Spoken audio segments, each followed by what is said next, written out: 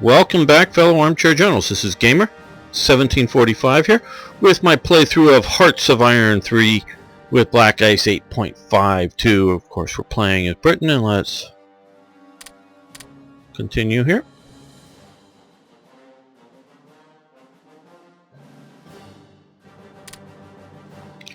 And we just took out the last of the Italians that retreated back out of East Africa.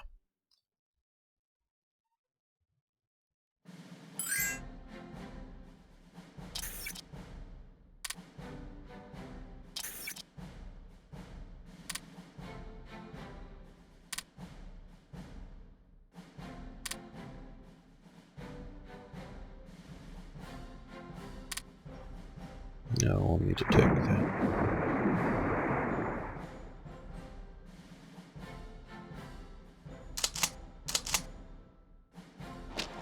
These guys run out of supply here.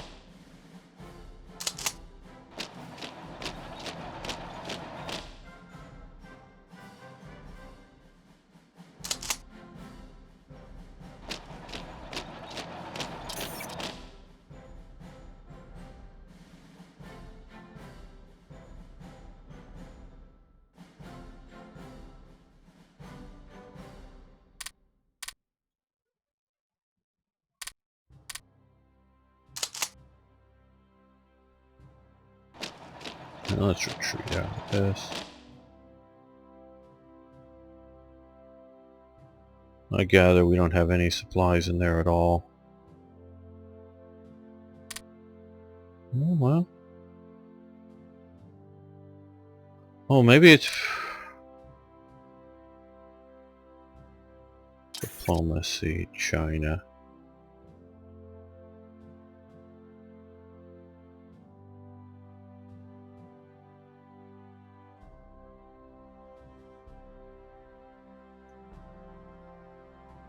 Well, they're a member of the Allies, so we shouldn't be... I don't know. It looks like there should be supplies.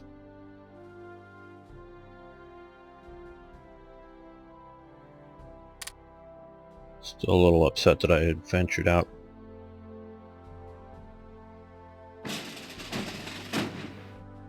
Oh, there they are. Okay, well, let's send you guys out of there. Back to Eritrea.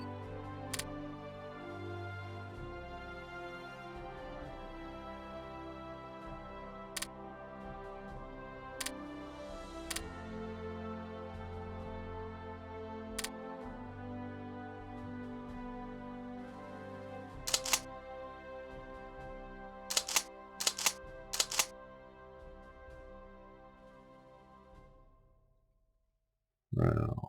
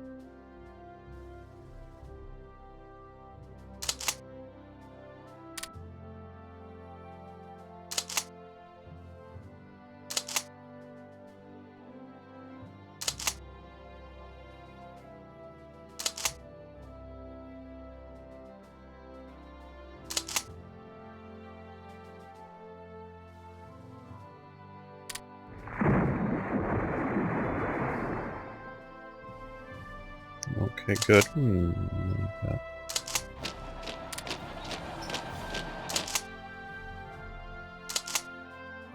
So we're going to send them there, and these guys there. Jungle Mountains, don't know for sure.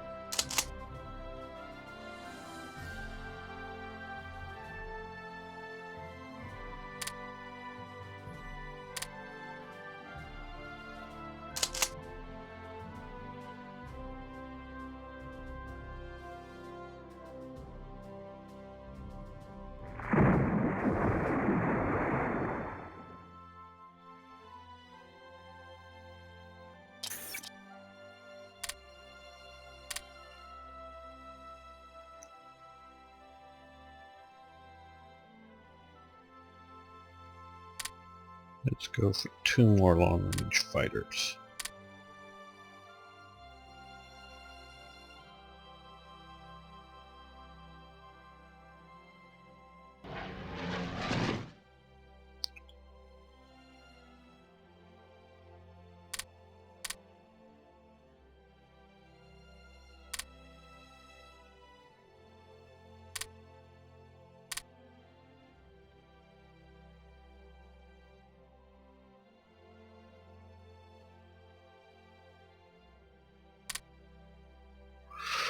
Fighter command, and let's put them up over here. There we go.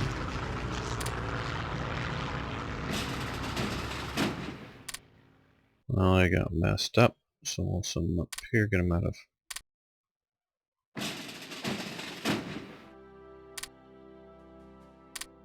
attack range.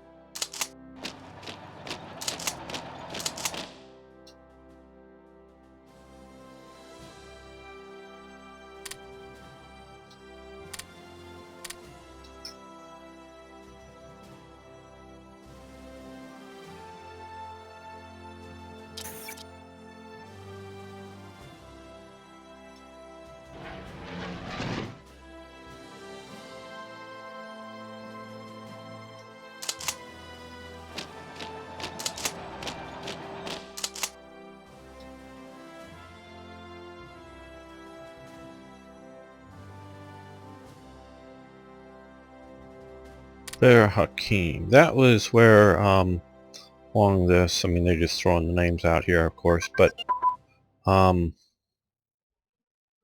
a Free French, the line holding against, it was, Gonzalo line or whatever, was holding against,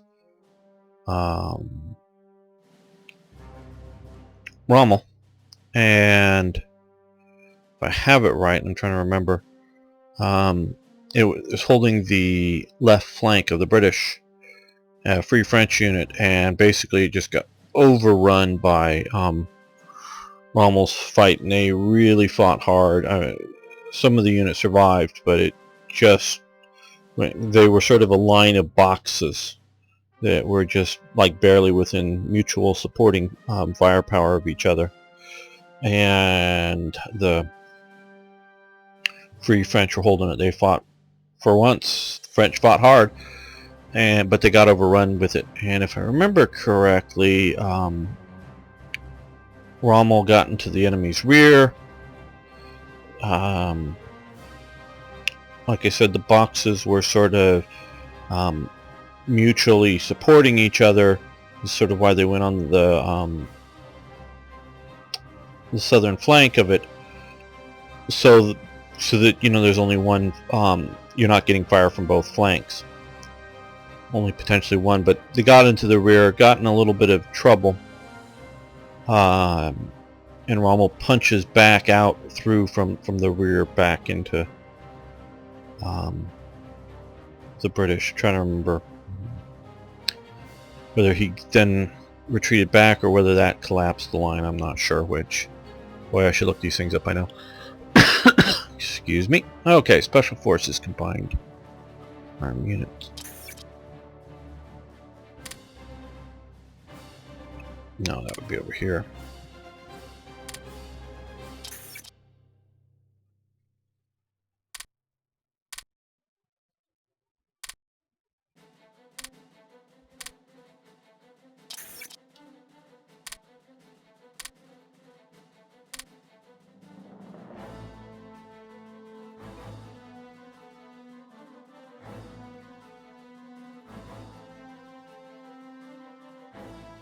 I think once we get far enough along here, it'll trigger a German intervention.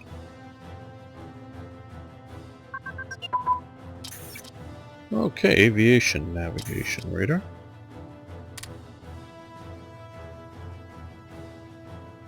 This one, okay.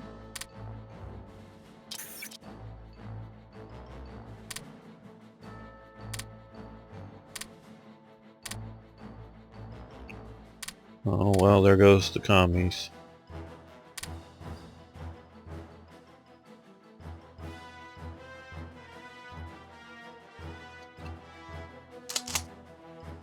These guys are now getting a little bit more organized, which is good.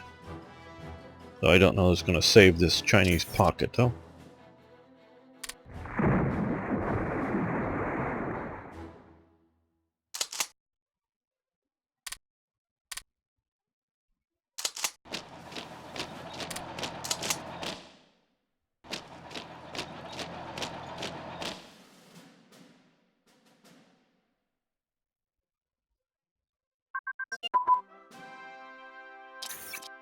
Well, that's good. Better flying boats.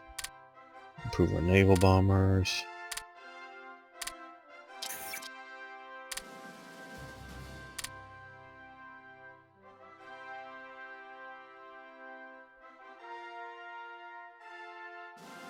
Well, let's build another excuse me, another armor division. Well, it's just a mechanized detachment. Now, of course, these guys are. I wonder what the image for that? Yeah, Bren gun carriers. Cool. They would be Bren gun carriers, but also very likely. Well, 42 would still be, especially February 42, still be Bren gun carriers. Later in the war, they'd just be U.S. built half tracks. Let's go with medium artillery. Excuse me.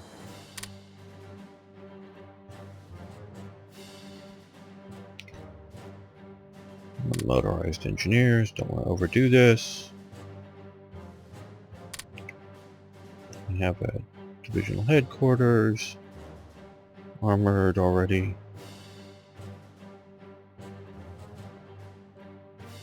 Engineers, we need, yeah.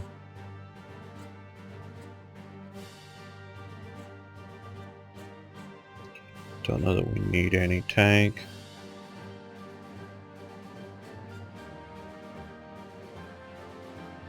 I think that's good enough to go with for now.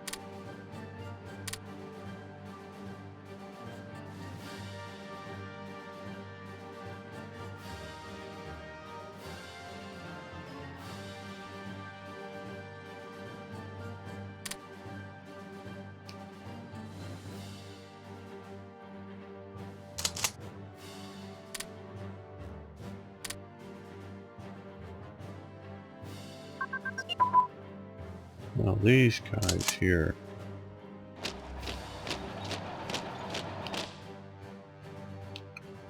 Unit coordination, alright.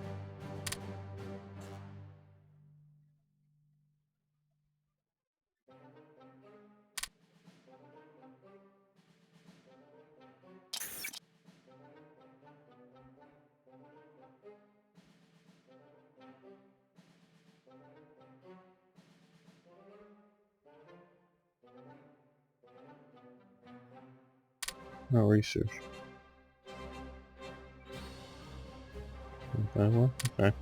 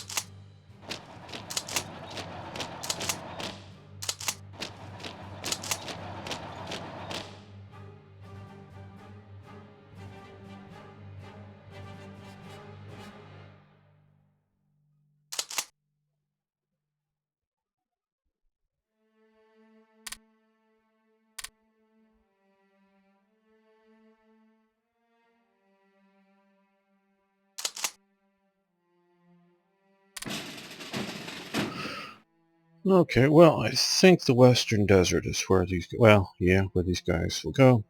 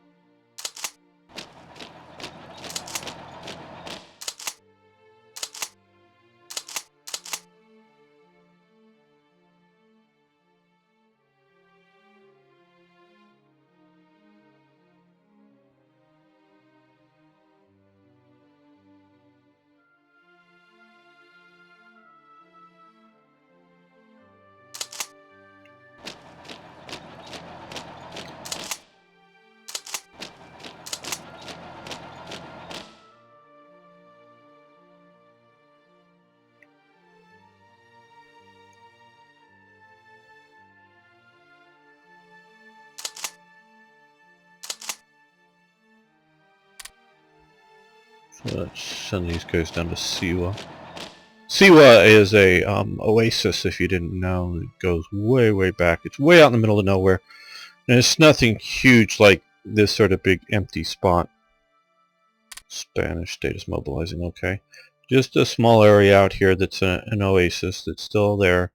But otherwise it's mostly just complete desert. Alexander the Great went to Siwa.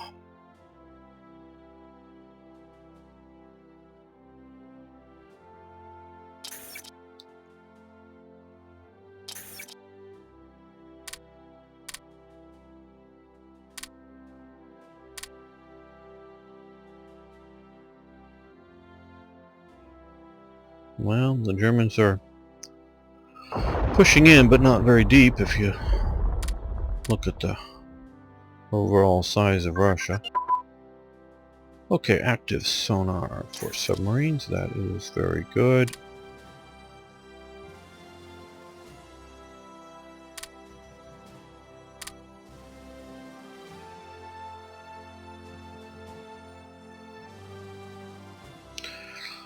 Maybe I'm just being complacent, but I'm feeling rather good about the defense of Britain at the moment. No, we still have these guys up here, but sorta kinda hoping, using that we're sinking some of their convoys. Either they won't have many. Maybe we should try invading again, because if they don't have any more convoys, they'll run out of supplies.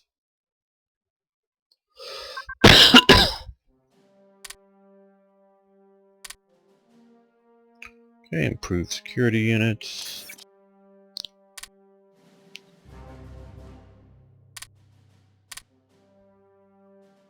Which one is that? Improved security. Oh, did I, that's why I hit the wrong normal. Damn. Throws everything out of whack. Okay.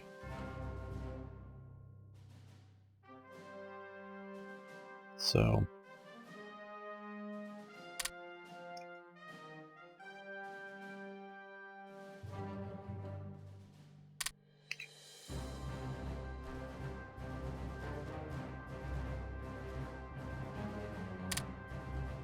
Let's recruit some more Indian Army units.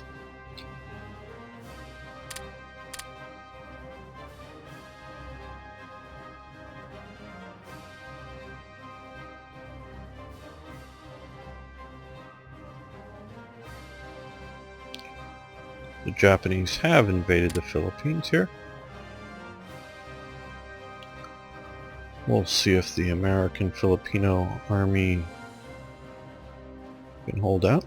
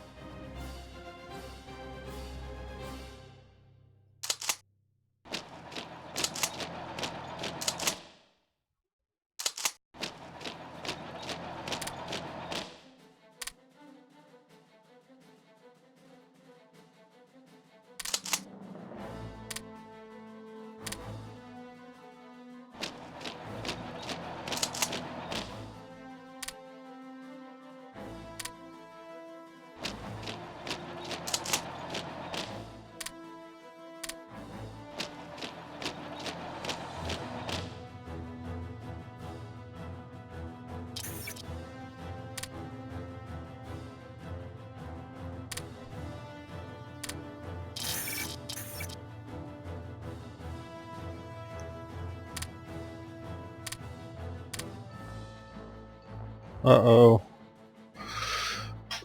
Pennsylvania, Nevada, and Arizona have been lost. Uh-oh. 3 battleships. Okay. Princess Elizabeth registers for war service. The Auxiliary Territorial Service, ATF, often pronounced as an acronym.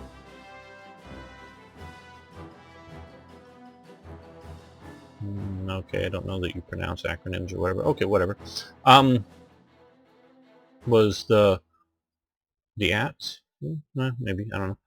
Was the women's branch of the British Army during the Second World War. I want to make an event about this for whenever I get around to the British version. Not about Elizabeth doing this, but about the poster that I found for the ATS or ATS.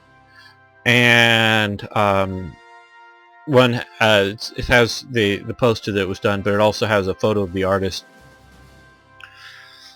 making the initial poster that looks really good. It's really nicely done. It's sort of done in the Art Deco style, but it was thought to be too sexy, so it wasn't used. It wasn't it wasn't revealing at all. You know, in this day and age, it wouldn't be surprising or anything like that. So the image isn't shocking at all, but it's very sort of a sleek woman, if you will, wearing a highly tailored version of the ATS uniform instead of the sort of more frumpy actual looking. And it was just thought to be too sexy, too provocative for it, and I wanted to make an event over it. I find all these things that I want to do, just haven't got to it all yet to make interesting immersions, but that just comes up. Okay, it was the women's branch of the British Army during Second World War. It was formed on 9th of September 1939, initially as Women's Voluntary Service, and existed until February 1949. In December of 1941, Parliament passed the National Service Act, which called up unmarried women between 20 and 30 years old to join one of the auxiliary services.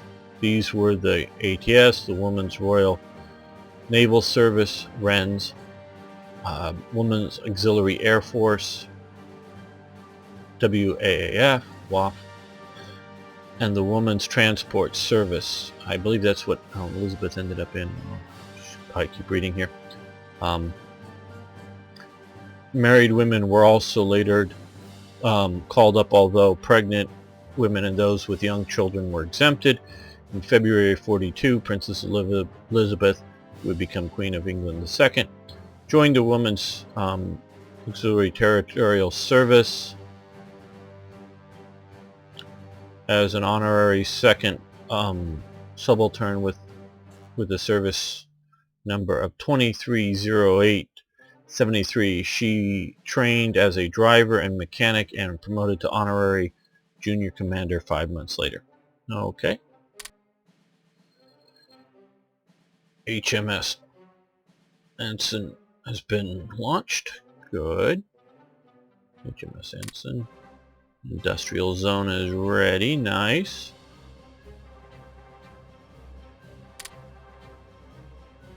X-Craft.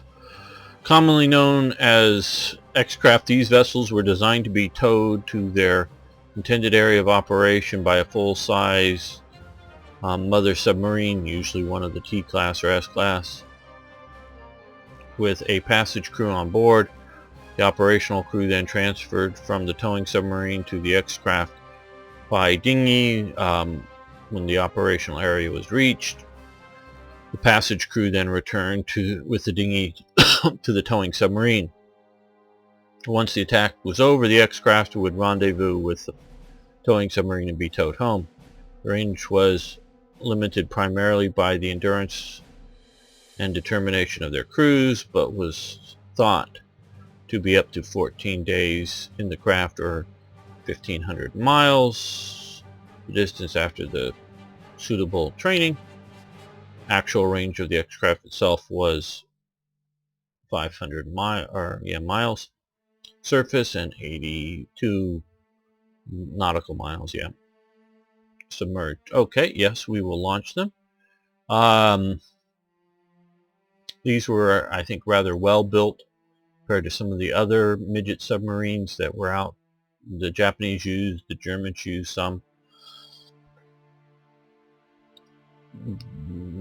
I think most of their training bases was up here in this part of Scotland. Trying to give a little. They were set up and used primarily to go after turpits, I believe, up in Norway, and as we talked about, try to get them across the sort of open oceans, pulling along, get it sort of into the area, and then come in for the attack. I don't think I'm wrong. I don't think the X-Craft carried any torpedoes. Not that you couldn't build something like that for them. Basically what they had on either side of them was a large explosive device, so that they would come up under near these were very sort of specialized submarines. They come in there near their intended target, drop these things, and then flee the area. And it could be literally like 6-10 hours or whatever later. It was designed to go off, because if you could get in and get out without them knowing it, there was no expectation of them moving the moored ships that they're going after. Okay, manpower, supplies, yeah, we can afford that.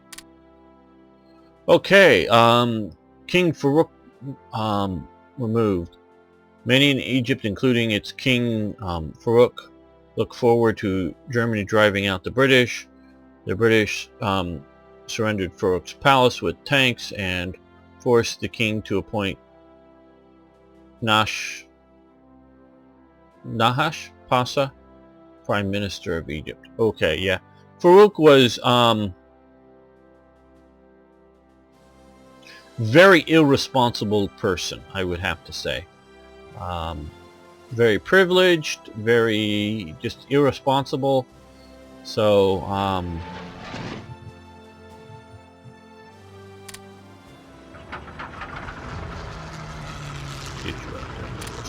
well,